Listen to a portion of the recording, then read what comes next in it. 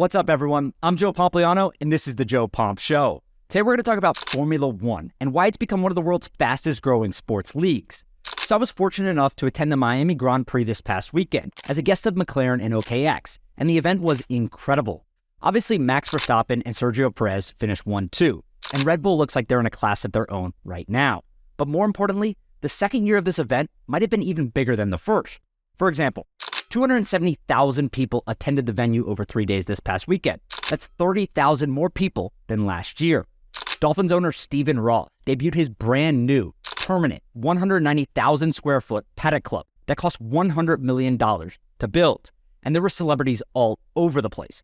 Everyone from Elon Musk to Jeff Bezos, Roger Federer, Tom Cruise, Patrick Mahomes, and Serena Williams were seen at Hard Rock Stadium throughout the weekend.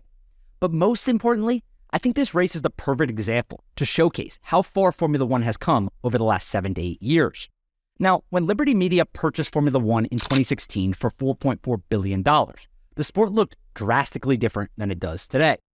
It was a global sport. They were doing races in 21 plus different countries. They were doing nearly $2 billion in annual revenue, but viewership was down about 40% over the previous decade, and their 86-year-old CEO, Bernie Ecclestone, was seriously out of touch with reality. Now, I want to read you this quote because I think it perfectly illustrates what his thought process was and where the sport was headed as a whole. He said, "Young kids will see the Rolex watch brand, but are they going to go out and buy one? They can't afford it.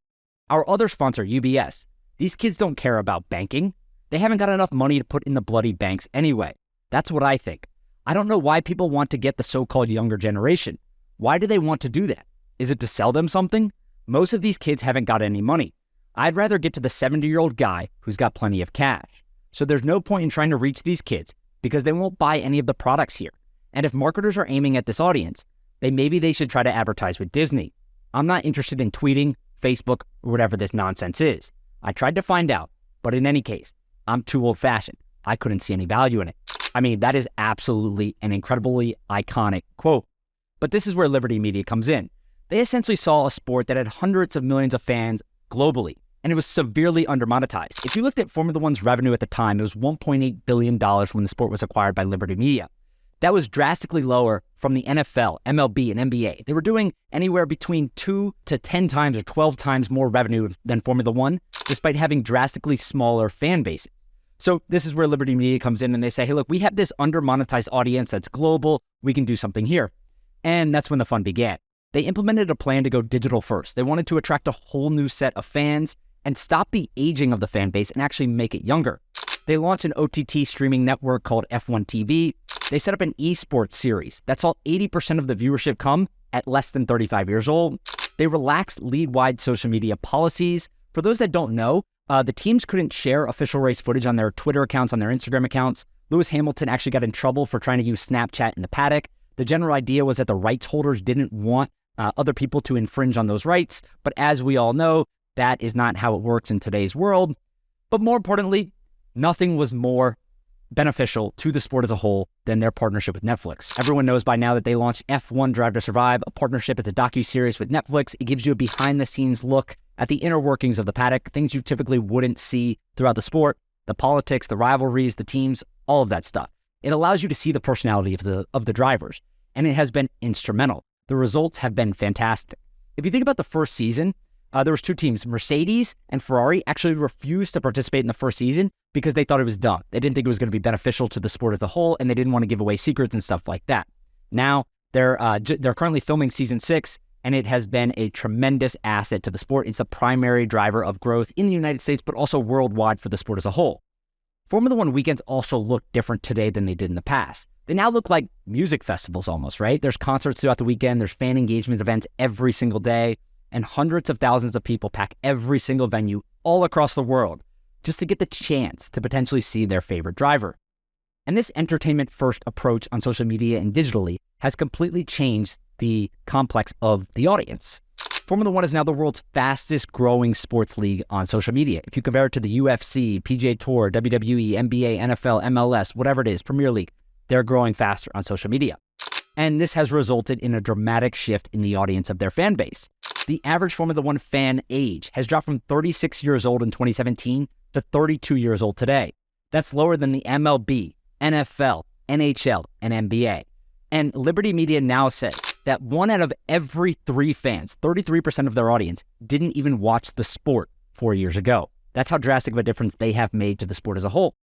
But while adding more fans and new fans is certainly important, the composition and the type of fan is even more critical. You see, Formula One didn't really have an audience in the United States before this. Liberty Media acquired the series in 2016, and they were running the United States Grand Prix in Austin, Texas at the time. It had been running for, I think, 4 years before that, and it was okay, but there was no, national coverage. All these celebrities weren't showing up and stuff like they are today, and the average Formula One race was getting less than 500,000 viewers at the time. So what did Liberty Media did? They actually did something that I think is really smart and most sports leagues wouldn't even consider doing. They gave the broadcasting rights to ESPN for free. For free. They literally didn't charge them for the rights. They said, just put on the show and we will give it to you for free. Now, ESPN has this massive distribution network. They obviously are massive on social media as well. And it was very, very, very smart of Formula One to do.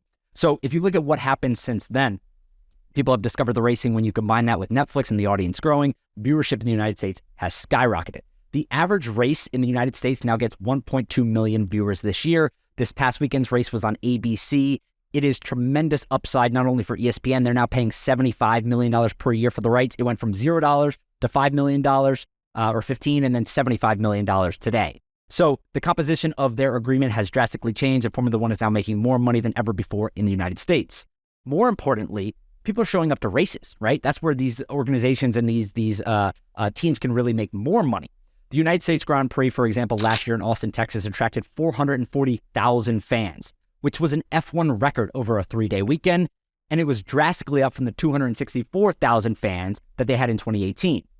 Not only is that the biggest event of all time for Formula One in a 3-day weekend, but Liberty Media says 70% of those 440,000 fans had never attended a Formula One race before. So it's a completely new audience that they were not reaching previously.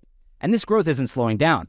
Formula One recently purchased a 39-acre piece of land right off the Las Vegas Strip for $240 million, and they're going to be building a 4-story, 300,000 square foot permanent paddock building there.